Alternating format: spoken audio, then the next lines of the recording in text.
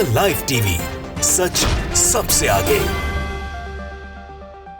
नमस्कार, मैं हूं रंजीत झा और आप देख रहे हैं the live TV. Bharatiya Janata party की मुश्किलें इस बार लोकसभा चुनाव में कुछ ज्यादा ही बढ़ गई। खासकर प्रधानमंत्री नरेंद्र मोदी और केंद्रीय गृह मंत्री अमित शाह के गृह राज्य में बहुत बड़ा बखेड़ा खड़ा हुआ है और इसकी आंच देश के कई राज्यों तक पहुंची हुई है। सबसे बड़ा मुद्दा है राजपूतों का मुद्दा। इस वक्त एक वीडियो सामने आया है जहां जामनगर में बीजेपी उम्मीदवार पूनम मैडम के लोकसभा क्षेत्र में बवाल हो गया। वहां पर इतना बड़ा बवाल हुआ है कि राजपूत समाज ने जमकर बवाल काटा है। कुर्सियां तोड़ी गई हैं, तोड़ फोड़ मचाई गई है, जबरदस्त हंगामा दिखा है। वीडियो अपने स्क्रीन पर आप देख सकते हैं। हम आपको इस वीडियो में जो शोरगुल है वो भी आपको सुनाएंगे ताकि आप समझें कि गुस्से का आकार कितना बड़ा है। यह गुस्सा इस वक्त इसलिए और बड़ा होता गया है क्योंकि क्षत्रिय को मूल निवासियों का भी साथ मिलने लगा है। यानी बहुजन समाज ने भी सवर्ण राजपूतों का साथ देना शुरू कर दिया है। गुस्सा भारतीय जनता पार्टी से है क्योंकि राजकोट में बीजेपी ने उस विवादित उम्मीदवार को बदला तक नहीं, कई सवर्णों का टिकट काटा सो अलग। पुरुषोत्तम रूपाला को वहां मैदान में उतारा गया, जिसके बाद राजपूतों ने अपना गुस्सा जाहिर किया क्योंकि पुरुषोत्तम रूपाला ने राजपूतों का अपमान किया। राजपूत महिलाओं के बारे में अपमानजनक टिप्पणी की। उन्होंने कह दिया था कि ब्रिटिश राज में राजपूतों ने अंग्रेजों के साथ रोटी और बेटी का संबंध रखा था। यह विवादित बोल थे, जिसके बाद राजपूत महिलाओं ने तो जौहर की धमकी तक दे डाली थी। इस वीडियो में क्या हो रहा है आप जरा देखिए।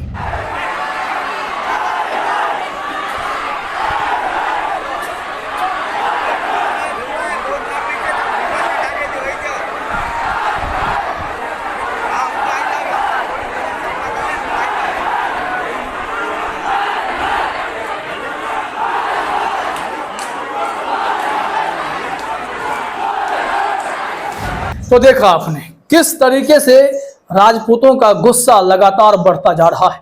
हाल ही में एक बड़ा सम्मेलन राजपूतों ने किया था कि बीजेपी को वोट नहीं देना है और इसमें करीब 3 लाख लोग जुटे थे। 3 लाख लोगों में कम से कम 30,000 से अधिक महिलाएं जुटी थी। ये महापंचायत थी राजपूतों की और इसमें यह फैसला लिया गया कि बीजेपी को वोट नहीं देंगे। गुजरात में 26 लोकसभा सीटों में से एक सूरत लोकसभा सीट पर तो बीजेपी ने खेल करके चुनाव जीत लिया। वहां पर तमाम उम्मीदवारों को ही साइड कर दिया गया। निर्विरोध चुन लिए गए बीजेपी के उम्मीदवार, जिसमें जनता के वोट का अधिकार ही खत्म हो गया। यह हैरान करने वाला मामला था। मामला कोर्ट तक पहुंचा है। लेकिन इस वीडियो में जो बवाल हंगामा हुआ उसे शेयर किया है क्षत्रिय मूल निवासी महासंघ ने और लिखा भी है, जामनगर गुजरात के बीजेपी उम्मीदवार पूनम मैडम के इलाके में क्षत्रिय आंदोलनकारी पहुंचे। आरएसएस का भी स्वागत। अब ऐसा ही होगा। जय छात्र धर्म, जय मूल निवासी। मतलब अब ये दोनों समाज अगर मिल जाएंगे तो फिर बीजेपी के लिए बचेगा क्या? बीजेपी के लिए परेशानी ही परेशानी खड़ी होने जा रही है। लोगों का गुस्सा है। ये देखिए गुजरात में खास करके यह हुआ है। गुजरात में नुकसान होगा इस बात की आशंका प्रधानमंत्री नरेंद्र मोदी को भी है। चर्चा यह है कि वहां जो राजपूत के बड़े नेता हैं, चाहे इस तरीके से जो राजपूत समाज के बड़े नेता हैं, उनसे पीएम मोदी प्राइवेट मुलाकात भी करेंगे, निजी मुलाकात करके उन्हें समझाने की कोशिश करेंगे। पुरुषोत्तम रूपाला लगातार माफी मांग रहे हैं, लेकिन राजपूत समाज उन्हें माफ करने के मूड में कतई नहीं है। ऐसे में अब राजनीतिक विश्लेषकों ने यह आकलन करना शुरू कर दिया है कि बीजेपी को नुकसान होगा क्योंकि गुजरात में जो है कम से कम 70 से 75 लाख राजपूत वोटर हैं जो बीजेपी के लिए परेशानी खड़ी कर सकते हैं। यहां देखिए एबीपी न्यूज की एक रिपोर्ट भी है कि लोकसभा इलेक्शन 2024 पुरुषोत्तम रूपाला को लेकर बीजेपी से नाराज हुआ राजपूत समाज उम्मीदवारों को हराने के लिए बनाया यह प्लान। ये अभी हाल की रिपोर्ट है। इसमें क्या प्लानिंग है आप जानेंगे तो हैरान रह जाएंगे और या बीजेपी जानेगी तो होश उड़ जाएंगे। एबीपी न्यूज ने लिखा है गुजरात लोकसभा इलेक्शन 2024।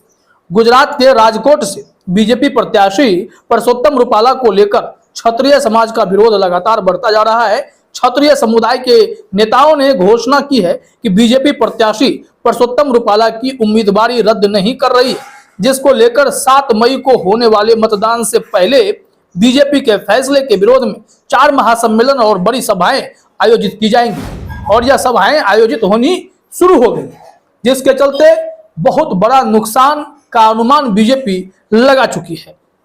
देखिए क्या कहा जा रहा है कि राजपूत समन्वय समिति के प्रवक्ता करण सिंह चावड़ा ने कहा कि उनका लक्ष्य कम से कम 10 सीटों पर भाजपा को हराना है, जहां राजपूत काफी संख्या में हैं। राजकोट, सुरेंद्रनगर, जामनगर, भावनगर, कच्छ, बनासकांठा, पाटन, साबरकांठा, मेहसाणा और भरूच में राजपूतों की अच्छी खासी मौजूदगी है।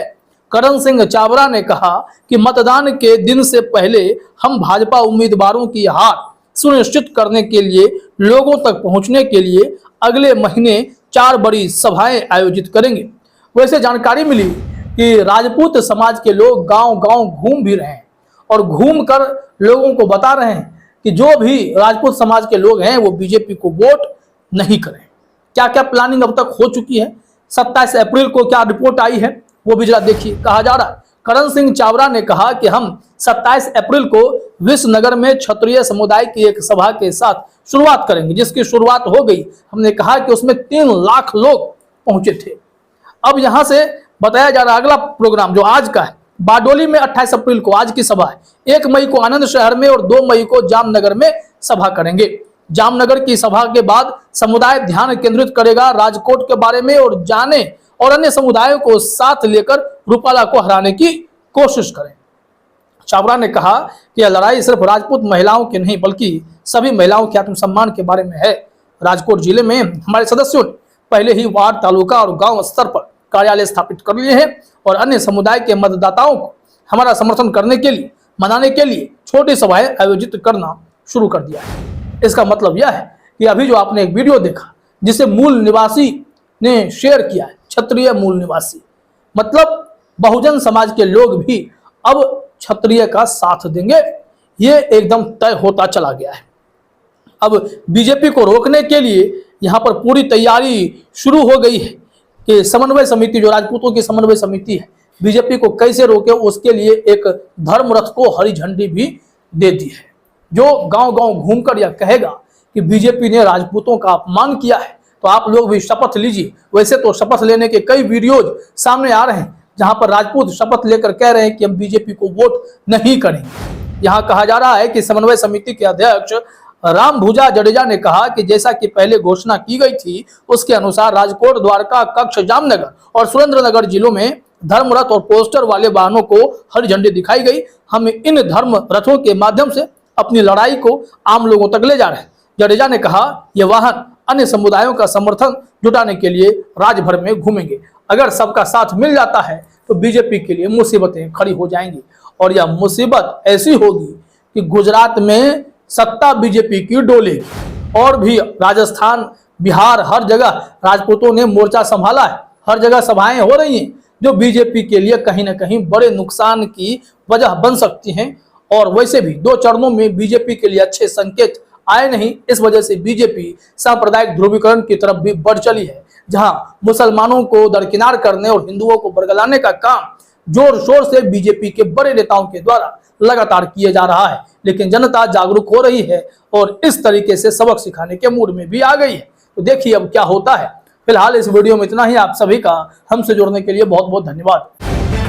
द लाइव टीवी, सच सबसे आगे।